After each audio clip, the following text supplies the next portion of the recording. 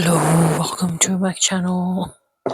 So today I want to talk about how to simplify life, everyday life, and find peace in small moments. And to be honest, I got this topic from ChatGPT because I have ran out of topic to talk about here.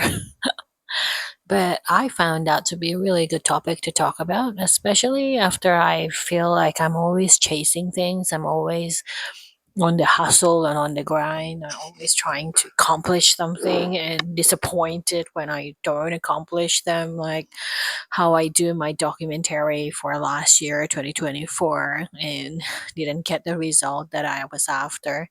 And yes, I still have hopes that I can buy a house by doing YouTube channels, which I think by posting videos and maybe becomes a reliable source of income. But to be honest, I know I should be sobering up and not relying on that achieve in that on that ambitions. But I'm a recovering workaholic. Okay, I think that will be just me for the rest of my life.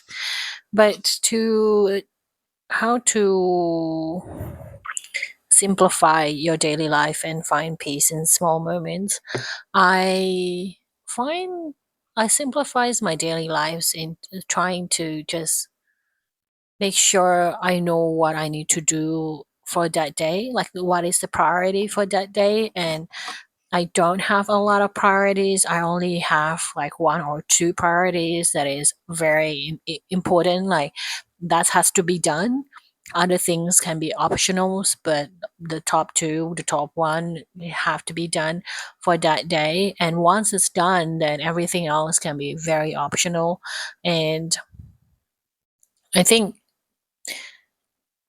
it's very it's an oversimplification, I think, because I remember when I was younger, I always have like maybe 10 to-do lists every day and always trying to overreach myself and trying to go beyond the to-do list if possible, right? Because that's when I feel like, oh, I've done a lot of things. But as I grow older, I realize that torturing yourself really is not a badge of honor. Like, making yourself so tired and working until 1 a.m. from 7 a.m., for example, is not a flex that you thought it would be, right? And I realized like it's unnecessary to overwork yourself, it's unnecessary to overstretch yourself. That said, I definitely have burned out. I definitely are burning out, especially last year, but even then, it was because I was doing it every day. And as I get older and as my nervous system is frying up and becoming more and more fragile, the simplification becomes a necessity rather than an option. And I think this will happen to a lot of people. Like they have to decide what is the most utmost important in their lives and dedicate their lives and their daily life, everyday life to that. And I think in some a lot of sense, I'm also very privileged and very lucky that I'm unmarried and I don't have any children. But that's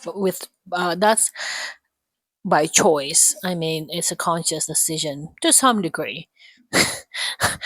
I probably don't have any game on that romantic relationship, but it also a very big decision to have, like especially to have kids.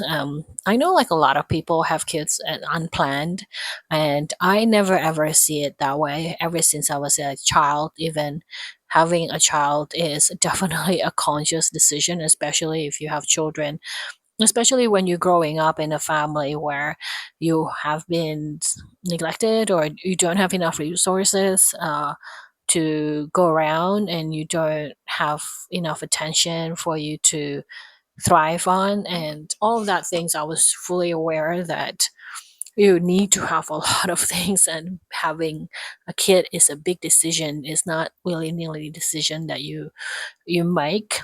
And so even though I'm lucky, I don't have, kids and not married, so I don't have that in-law dramas that usually accompany middle-aged people And usually by the time you're 40 years old, usually people get divorced. Usually you already have like one marriage or one kid under your belt, and that's not my position. Even though I complain a lot about the fact that I'm still in this perpetual teenagehood as a 40-year-old, I think to a lot of the time it's actually a privileged lifestyle.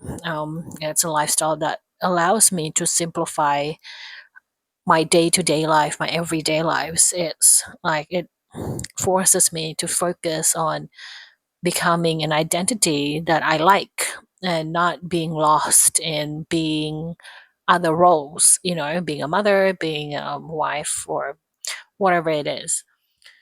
Uh, I think like simplifying your everyday life, you need to have a lot of things automated,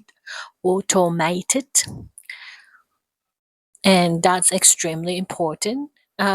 Forming a habit is also one form of automation.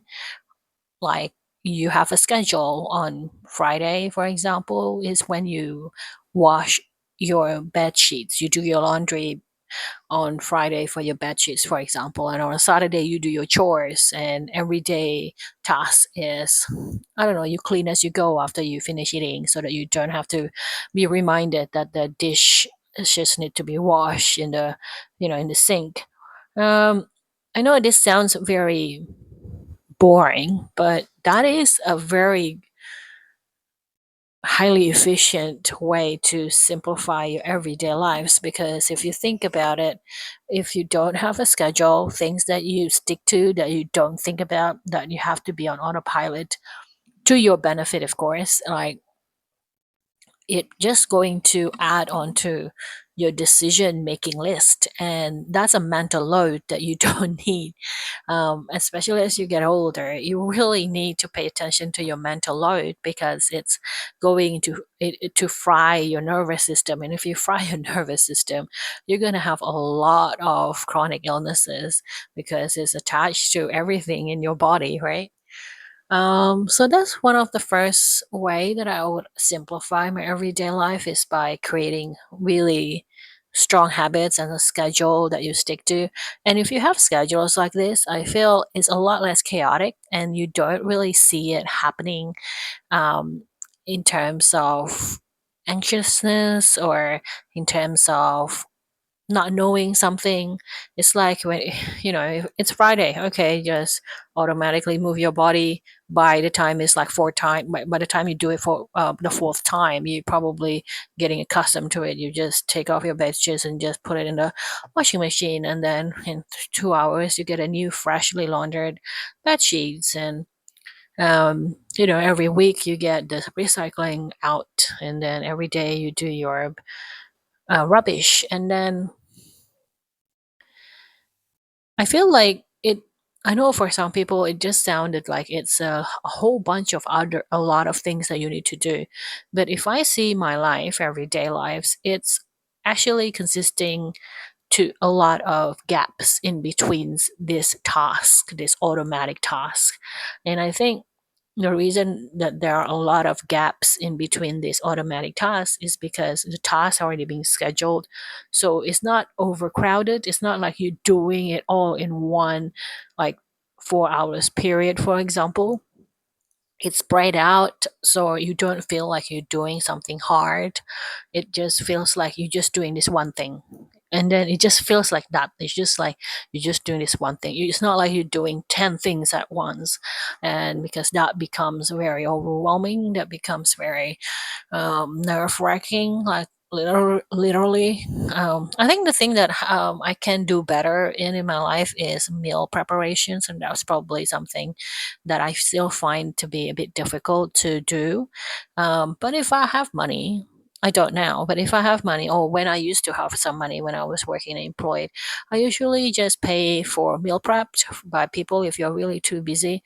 If you have the money and the disposable income, of course, I think it's a lot easier just to meal prep your way, so that it becomes simplified and you get all your nutrients in your meals and stuff.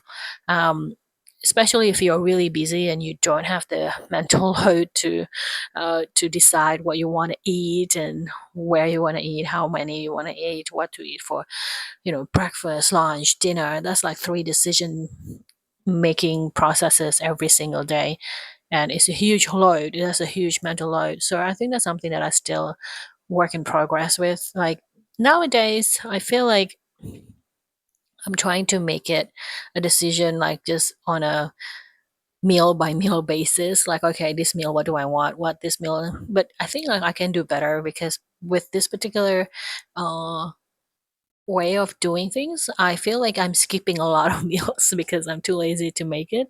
But I think when you make it a standard procedure, I think it's a lot better for you and it's simplified so you don't have to think much. I remember like I was up meal prepped myself for like a whole week. Yeah, I probably eat the same kind of things for the whole week, but I was thriving.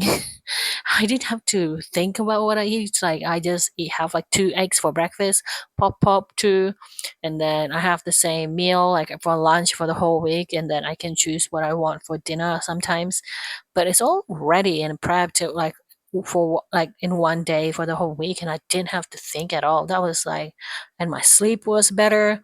So I think when it comes to meals, it's definitely meal prepping is a good idea. And if you don't have the time and energy but have the money, then definitely pay someone to make it for you. Cleaning is not as much as of a chore because I do it once a week, and I feel like I'm talking about domestic things, but domestic things is essentially your everyday life. Your everyday life is consisting of taking care of the house, basically. When it comes to work, I think you just have to do the opposite when it comes to work. I think you have to put a boundaries of for I mean, especially for me as a workaholic, you have to put like a boundaries of like this is where you need to stop working, this is when you need to start working. So outside of this, you should not be working. You should not be thinking anything about how to make money and everything. Your nervous system needs to rest. Um,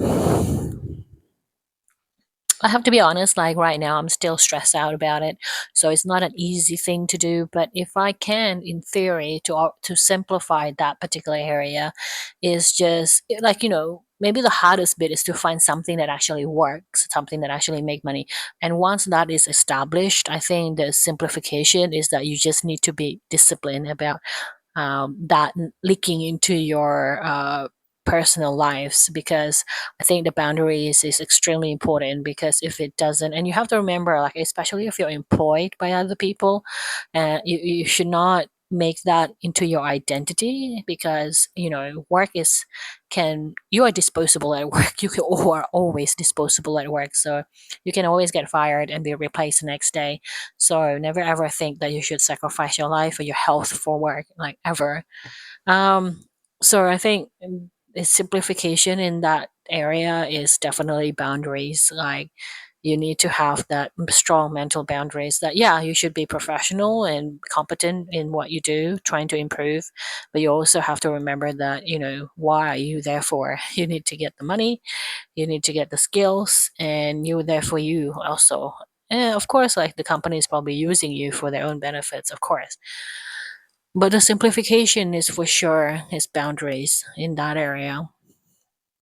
And I don't know, because next area is probably romance or partnerships and relationship. I don't particularly have a lot of experience in that area, so I can't really talk to you about it from a lived-in experience.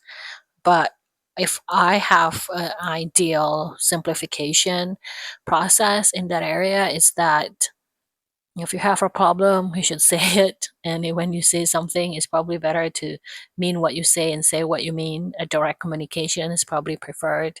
And if they don't feel comfortable with that, they have to let you know that their style is not a direct communications, and they have to let you know when they say this indirectly, this is what they mean. And you need to have those conversations to simplify your day-to-day interaction, because otherwise it will just be filled with so much misunderstanding.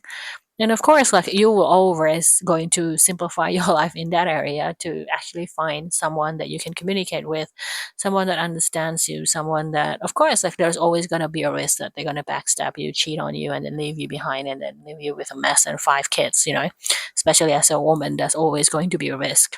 Never ever thinking that a man is going to stay the same and be loyal always forever. There are those men, just not all men. What else is there?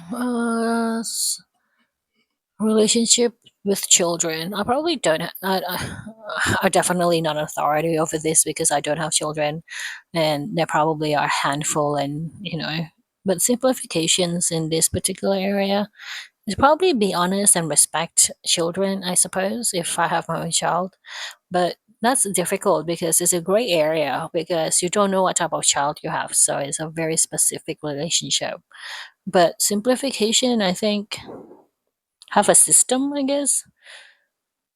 And I noticed, like, I think to be more approachable, I think, because children still fear people. Like, there's a lot of insecurities. There's a lot of things that they have to deal with in their own world. And I think like being available and making sure they know that you are available all the time if they want to talk about it. And if you're not available, like, I don't know, if you're at work and you're going to be one of the, CIA spy, for example, and you can't be in contact with your kids for like a good month, to let them know like, hey, I won't be able to be in contact with you for a month, but because I'm at work, but I'm definitely going to contact you after and to follow through on that. And I think that's it, right? To have a good relationship with kids, to simplify it, is to always follow through with what your promise is and give explanation to why you're doing things and be available, I suppose.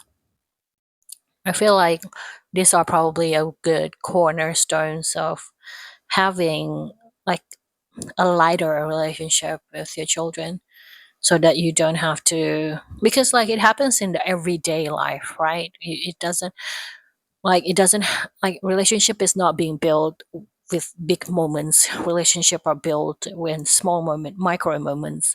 That's when you know you can trust someone or not trust someone. um so the simplification really need to happen in those micro moments. What else is there? Money. If I have money, a simplification process that I would probably do is just have, I don't know, 10 years worth of emergency fund in my bank account, and have like a separate account for expenses that will always going to be topped up and it will never ever run out, so that it will just automatically go to pay the bills.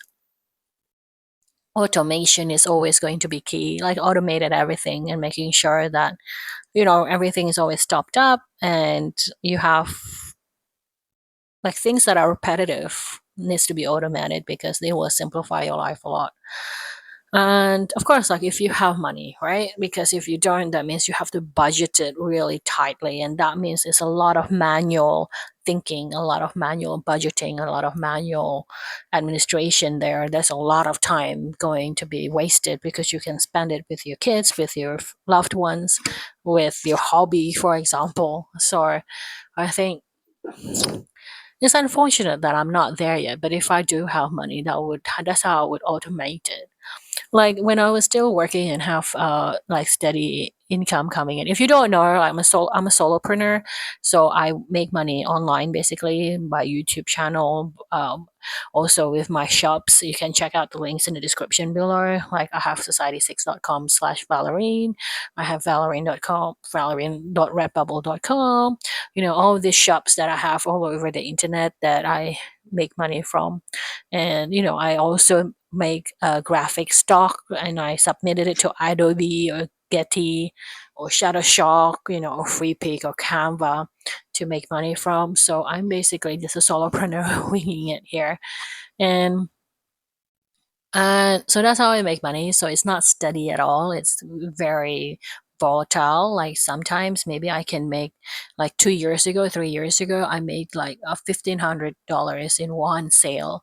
But that's like once in 11 years of my career of having that shop open. That happens once in 11 years. Most of the times it's just very low. I'm surviving, I'm paying my expenses, but it's always tight. Um, so that's just a little background about me. I usually do this spiel like at the end of video, but in this particular context, it's quite important, I suppose. So yeah, when it comes to money, I think it's important